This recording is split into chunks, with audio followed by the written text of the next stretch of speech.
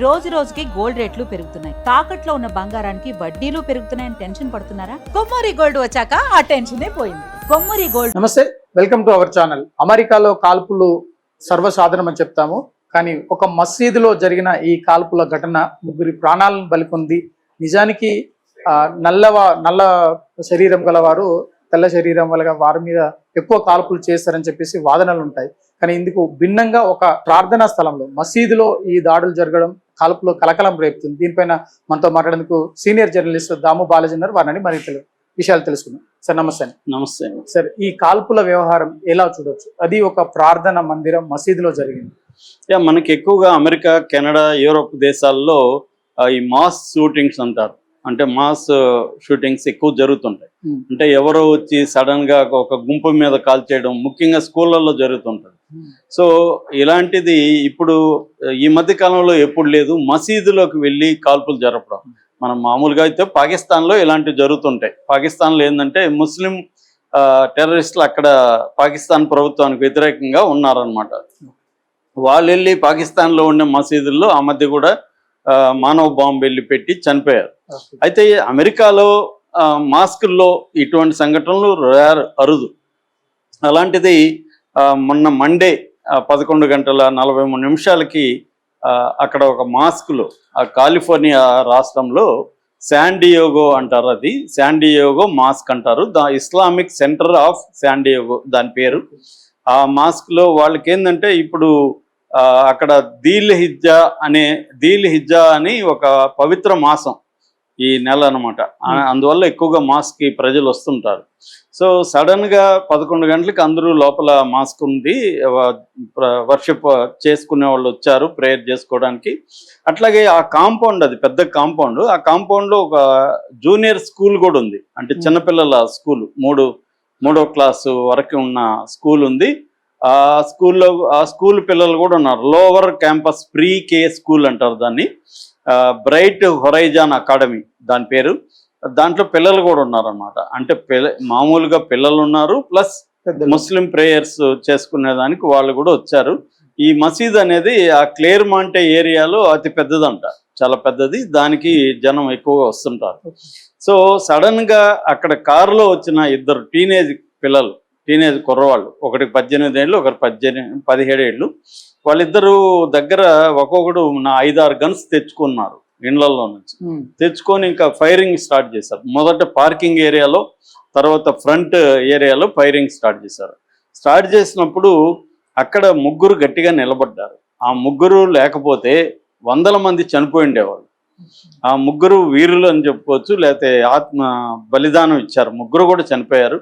అయితే ఆ ముగ్గురులో మొదటి వ్యక్తి అమీన్ అబ్దుల్లా, ఆయన సెక్యూరిటీ గార్డు. ఎప్పుడైతే కాల్పులు రాగానే అతను ఒక కవర్ తీసుకొని అతను అటాక్ చేయడం మొదలుపెట్టాడు. తన గన్ ఫైరింగ్ అనేది స్టార్ట్ చేశాడు. దాంతోపాటు అతను ఏం చేశాడంటే, రేడియో ఉంటుంది వాళ్ళకి, ఆ రేడియో ద్వారా వీళ్ళని అలర్ట్ చేశారు. మొత్తం మీరు ఇట్లా అటాక్ జరుగుతూ ఉంది, మీరు ఎవరు బయటికి రావద్దండి, సేఫ్గా అన్ని తలుపులు అవన్నీ వేసుకొని సేఫ్ ప్లేసెస్లో దాక్కోండి అని తను అనౌన్స్ చేశాడు. ఇటు స్కూల్కి అనౌన్స్ చేశాడు, అటు మసీద్కి అనౌన్స్ చేశాడు. దానివల్ల వీళ్ళు ఎవరికి వాళ్ళు సేఫ్ ప్లేస్లోకి వెళ్ళిపోయారు. ఇది మేజర్ అనమాట. అంటే ఈయన చేసిన ఈ చర్య ఉందో, ఒకటేమో వాళ్ళని ముందుకు రాయకుండా ఆపడం, గన్ ఫైర్ జరుగుతుంటే వాళ్ళు ముందుకు రారు. So that is first thing. Second ఏమో మొత్తం అలర్ట్ చేయడం. ఈ 2 పనులు ఈ గార్డు చేశాడు. ఇక రెండవ వ్యక్తి మన్సూర్ కజీజ్, దాంట్లో స్టోర్ మేనేజర్ అనమాట. ఈ మసీదులో స్టోర్ మేనేజరు. ఆ స్టోర్ మేనేజర్ కూడా మొత్తం వీళ్ళని, అంటే వాళ్ళ దగ్గర అనేక గన్స్ ఉన్నాయి కదా, ఒక్క సెక్యూరిటీ గార్డు మాత్రమే వాళ్ళని ఆపడం కష్టమైపోతుంది. వేరే వైపు కూడా బుల్లెట్స్ వస్తున్నాయి. సో స్టోర్ మేనేజర్ కూడా రంగంలోకి దిగి వాళ్ళని డైవర్ట్ చేయడం కోసం తన దగ్గర ఉన్న రాళ్ళు రప్పులు వాళ్ళ మీదకి విసరడం, అవన్నీ ఇతను కూడా చేశాడు. దానివల్ల వాళ్ళు ఇంకెవరో కూడా ఇటుపక్క ఉన్నారని వాళ్ళ మీద కూడా కాల్పులు జరపడానికి డైవర్షన్ అయింది. ఇది కూడా కాపాడడానికి ఇదైందన్నమాట. మూడో వ్యక్తి మసౌర్ కజీస్ అని, అతను ప్రార్థన చేయడానికి వచ్చిన ఒక భక్తుడు.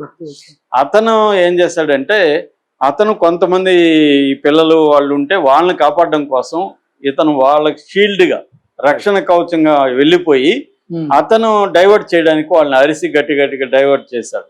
సో అతన్ని డైవర్ట్ చేయడం వల్ల వీళ్ళు సేఫ్ అయ్యారు. సో అంటే వీళ్ళు ముగ్గురు కూడా వీళ్ళని కాపాడడం కోసం తమ ప్రాణాలు పోతుందని తెలిసి కూడా వీళ్ళు చాలా డేరింగ్ గాను వీళ్ళని కాపాడాలనే ఉద్దేశంతో వీళ్ళు రంగంలోకి నిలబడడం వల్లనే మిగతా వాళ్ళు చనిపోలేదు. వీళ్ళు ముగ్గురే చనిపోయారు. ఎందుకంటే వీళ్ళు ముగ్గురే వాళ్ళతో పోరాడారు.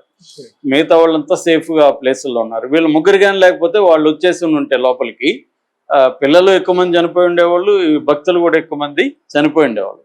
వాళ్ళ టార్గెట్ కూడా అది, పెద్ద ఎత్తున చంపేయాలనేది వాళ్ళ టార్గెట్. వాళ్ళు ఏమి బతకాలనుకోలేదు. వాళ్ళు ముందే కుర్రవాళ్ళు ఇద్దరు కూడా ముందే డిసైడ్ అయిపోయారు. వాళ్ళ గురించి కూడా చెప్తాను. సో ఇది ఎప్పుడైతే జరిగిందో పోలీసులు అక్కడ శాండియాగో పోలీస్ డిపార్ట్మెంట్కి కూడా ఈ రేడియో సిగ్నల్ ద్వారా ఇమీడియట్గా వెళ్ళిపోయింది. వాళ్ళు కూడా నిమిషాల్లోనే వచ్చారు. అయితే నిమిషాల్లోనే ఇదంతా జరిగిపోయింది. నిమిషాల్లోనే చనిపోయారు. వాళ్ళు వచ్చేసరికి వీళ్ళు కారు పక్కకి వెళ్ళిపోయారు. వీళ్ళు ఇద్దరు పిల్లలు వెళ్ళిపోయి ఒకరిని కాల్చి వాడు కూడా కాల్చుకున్నాడు. అంటే వాళ్ళిద్దరు కూడా సూసైడ్ అనమాట. అలాగా వాళ్ళిద్దరు కూడా చనిపోయారు. సో ఇప్పుడు వాళ్ళిద్దరు ఎవరు ఏంటి అనేది పోలీసులు బయట పెట్టారు డీటెయిల్స్.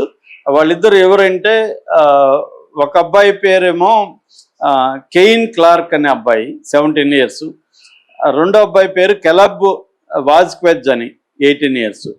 సో ఇది ఎట్లా జరిగిందంటే ఈ అబ్బాయి వీళ్ళు ఒక అబ్బాయి మిస్ అయ్యాడని వాళ్ళ అమ్మ మార్నింగ్ 9:42 ఈ శాండియాగో పోలీసులకి 911 అంటాం కదా, మన అమెరికాలో ఎమర్జెన్సీ నెంబర్ 911. మనకి ఇక్కడ 100 అలాగా అక్కడ 911కి కాల్ వచ్చింది. ఆ కాల్లో ఆమె ఏం చెప్పిందంటే, నా కొడుకు కనబడట్లేదు, వాడు సూసైడల్ మెంటాలిటీ ఉంది, వాడు గన్లన్నీ ఎత్తుకుపోయాడు, ఇంట్లో ఉన్న గన్లన్నీ ఎత్తుకుపోయాడు అని పోలీసులకి ఫోన్ చేసి చెప్పింది. దాంతో వాడిని ఎదుగుతున్న క్రమంలో ఇది జరిగింది. అంటే ముందే వాళ్ళ అమ్మ చెప్పింది అనమాట. కానీ వాడు ఇక్కడికి వస్తాడని పోలీసులు అనుకోలేదు కదా. ఎదుగుతున్నారు వాళ్ళు, ఎక్కడికి పోయిండొచ్చు ఏంటి అని వాళ్ళ CCTVలు చూడడం ఇవన్నీ చేస్తున్నారు. ఈ లోపల within 2 hours వాళ్ళు ఎతికే లోపల ఇది జరిగిపోయింది. సో వీళ్ళిద్దరు ఎవరంటే ఆన్లైన్లో పరిచయం వీళ్ళిద్దరికి. ఆన్లైన్లో ఫ్రెండ్స్ అయ్యారు. ఫ్రెండ్స్ అయ్యి ఒకరి భావాలు ఒకరికి కలిసాయి. తర్వాత బయట కలవడం మొదలుపెట్టారు. కలిసి వీళ్ళిద్దరు కలిసి ఒక 75 పేజీల మేనిఫెస్టో ఒకటి తయారు చేశారు. అంటే వీళ్ళిద్దరే ఒక సంఘం లాగా ఫామ్ అయ్యారు. అదేంటంటే వీళ్ళిద్దరికి ఆదర్శం హిట్లర్ అనమాట. నియో నాజీ పార్టీ అంటారు. అంటే ఈ మధ్య అమెరికాలో కూడా నియో నాజీల గ్రూప్స్ రకరకాలుగా ఉన్నాయి. KKK అని రకరకాల గ్రూప్స్ ఉన్నాయి. దీని మీద చాలా సినిమాలు కూడా వచ్చాయి. వీళ్ళకి ఏంటంటే ముస్లింలు శత్రువులే, యూదులు అంటే ఇజ్రాయిలీలో ఉండే యూదులు శత్రువులే, బ్లాక్స్ అమెరికాలో ఉండే నల్లవాళ్ళు శత్రువులే, తర్వాత LGBT క్వీర్ గ్రూప్ అంటారు. లెస్బియన్ LGBT అంటే లెస్బియన్, గే, బైసెక్సువల్, ట్రాన్స్జెండర్, క్వీర్ ప్లస్ అని ఈ గ్రూపు అంటే కూడా వీళ్ళకి పడదు. ఇలాగా చాలా లిస్ట్ ఉందన్నమాట. వీళ్ళు హేటర్స్ వాళ్ళందరూ. సో వీళ్ళందరినీ చంపాలి, అదే మన పవిత్ర కర్తవ్యం అని వీళ్ళు నమ్మి ఒక 75 పేజీల మేనిఫెస్టో కూడా తయారు చేసుకొని మామూలుగా అమెరికాలో గన్ కల్చర్ ఎక్కువ. నేను చాలాసార్లు చెప్పాను, 100 మంది ఉంటే 125 గన్స్ ఉంటాయి ఆడ. సో రెండోది ఈజీ కూడా, గన్ను పొందడం కూడా ఈజీ. చాలాసార్లు ID కార్డు చూపించి గన్ను తెచ్చుకోవచ్చు. అలా అంత ఈజీగా మా ఓపెన్ మార్కెట్లో గన్స్ దొరుకుతుంటాయి. సో అలాగే వీళ్ళ ఇండ్లలో గన్స్ ఉన్నాయి కాబట్టి వాటిని తీసుకొచ్చి వాళ్ళు ప్లాన్ చేసుకున్నారు. ముందుగా రెక్కీ చేసుకున్నారు. ముందు ముస్లిమ్స్ నన్ను చంపాలని డిసైడ్ అయ్యారు. ఎందుకంటే ఈ మధ్య ఇరాన్ మీద వార్ జరగడం, ఇరాన్ అమెరికాని బెదిరిస్తుండడం, ఇవన్నీ ముస్లింల మీద హేట్రెడ్ అనేది గత కొంతకాలంగా ప్రపంచవ్యాప్తంగా పెరుగుతుంది. మన ఇండియాలో కూడా ముస్లిం హేట్రెడ్ అనేది బాగా పెరుగుతుంది. అలాగే వాళ్ళు రాజకీయ నాయకులు వాళ్ళ ప్రయోజనాల కోసం పెంచుతున్నారు.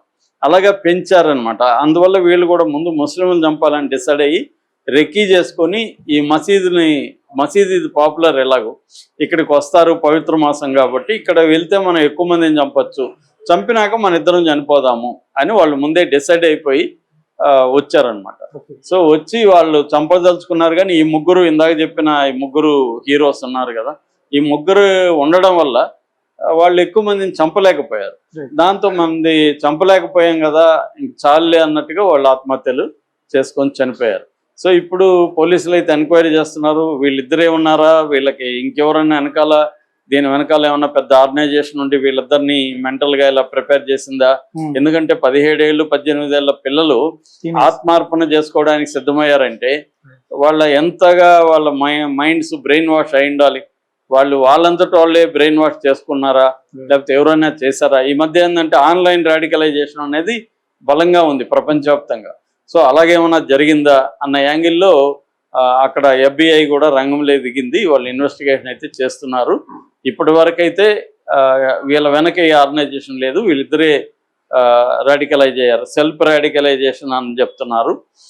కానీ ఇంకా తెలియాల్సి ఉంది, ఇన్వెస్టిగేషన్లో కొత్త విషయాలు ఏమన్నా బయటకు వస్తాయని చూడాలి.